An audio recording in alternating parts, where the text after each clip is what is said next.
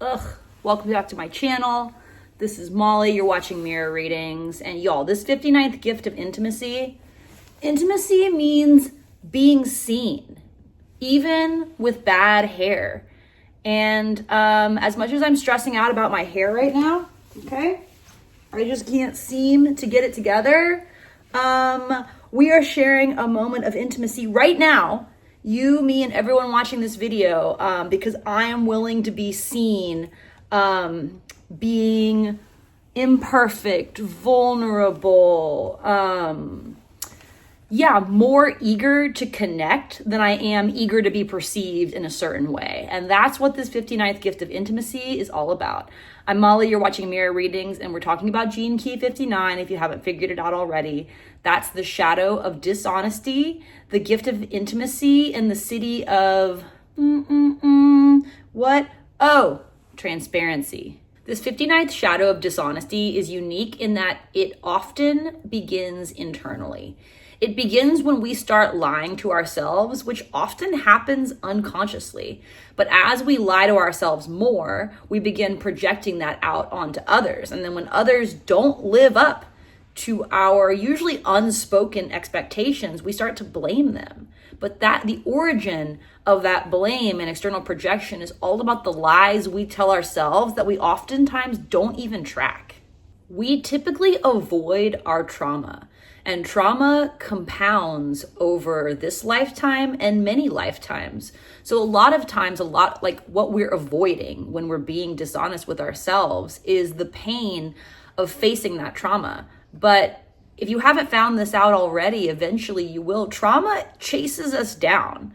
No matter what our egos are able to do to protect us and keep the avoidance game going, always, trauma will hunt us down and it needs to be confronted. The part of us that was traumatized needs to be held and loved so that we can integrate. We fraction, we literally become little different fragmented pieces of ourselves as we experience more and more trauma in one lifetime and over a course of many lifetimes. And it's very easy for us to be dishonest with ourselves in order to maintain the illusion that we're whole and not have to go reintegrate the parts of us that were kind of lost along the way experiencing different traumas. Now here's the rub. Here's how we stabilize this 59th gift of intimacy with ourselves so that we can take it out into our relationships. We have to be honest with ourselves without blaming ourselves. Being able to sit with our traumas, our fears, the things that we don't like about ourselves, things that we've done or want to do that we're ashamed of, all of that can be reintegrated if we're able to sit with those feelings without casting blame on ourselves. We always blame ourselves before we blame others. A lot of times blaming others is a cover for blaming ourselves.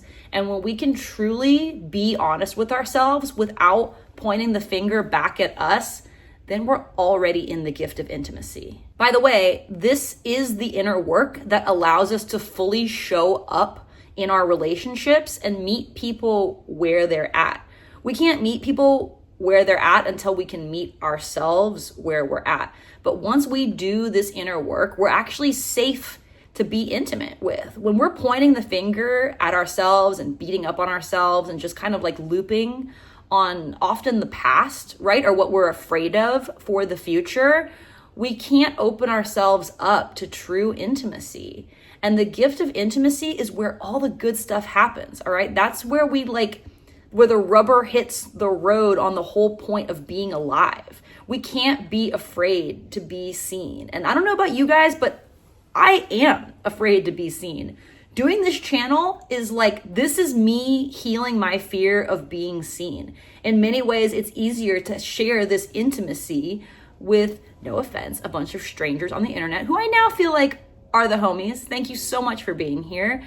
But for real, it's very raw, it's very intimate, and I feel like this is me being intimate with myself through the medium of YouTube. I want to read you a little bit directly from my notes because I went in on this gene key. The gift of intimacy comes when we open up, and it's teaching us how to share awareness with another. In this new era of consciousness, our innate telepathy will begin to come back online, and a new dimension of intimacy will unlock when this happens. God, I just hope that as our telepathy comes online, shout out to any of y'all listening to telepathy tapes, that it's selective. I'm not sure I'm ready for all of my thoughts and feelings to be put on copy, but that is where we're heading in consciousness, so get ready. This is a massive change for the species, and the process of our heart opening up to the universal heart as we face our fears and wounds sets the stage for this quantum leap in human evolution. Relationships are the breeding ground for this shift. Oh, we know. And the longing to merge with another in love has never been able to fully deliver us. But Richard Rudd says that this 59th gene key is the on-ramp from trauma to tantra. From trauma to tantra. And tantra at its core, yes, it's a term used to describe sexual practices, but it's also the deep presence and enjoyment of being. Tantra is deriving pleasure from whatever is happening in the moment because we can be fully immersed and present in it.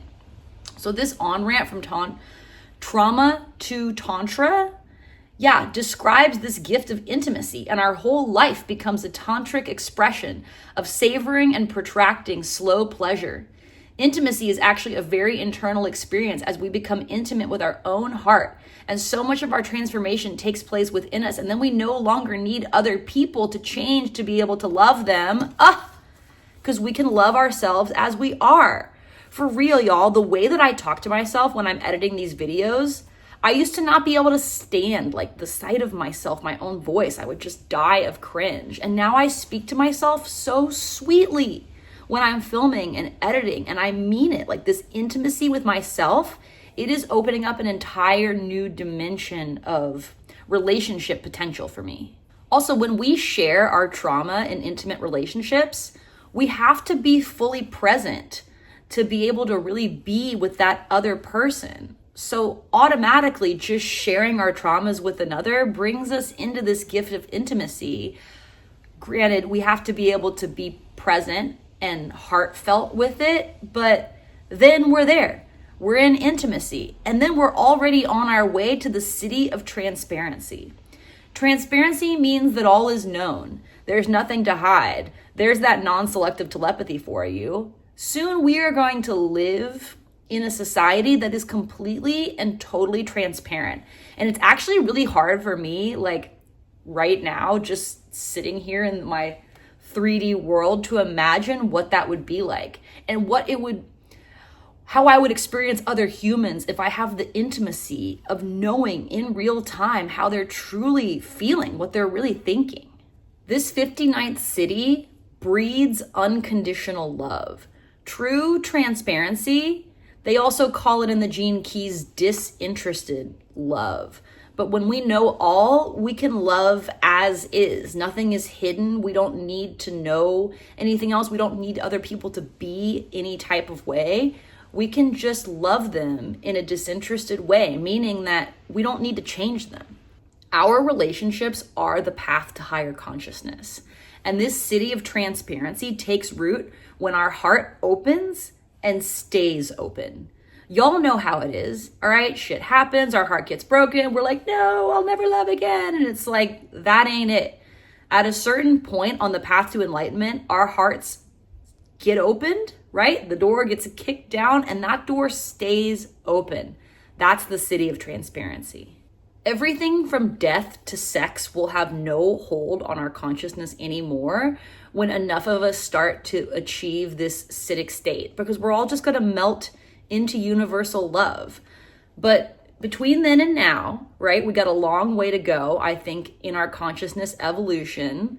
Let's focus on going within, being honest with ourselves, and making a practice out of sitting with uncomfortable feelings. Because again, our ability to do that gives us the ability to do it with others. We want to be honest with ourselves without blaming ourselves. And then all of a sudden we become great partners and available for new levels of intimacy.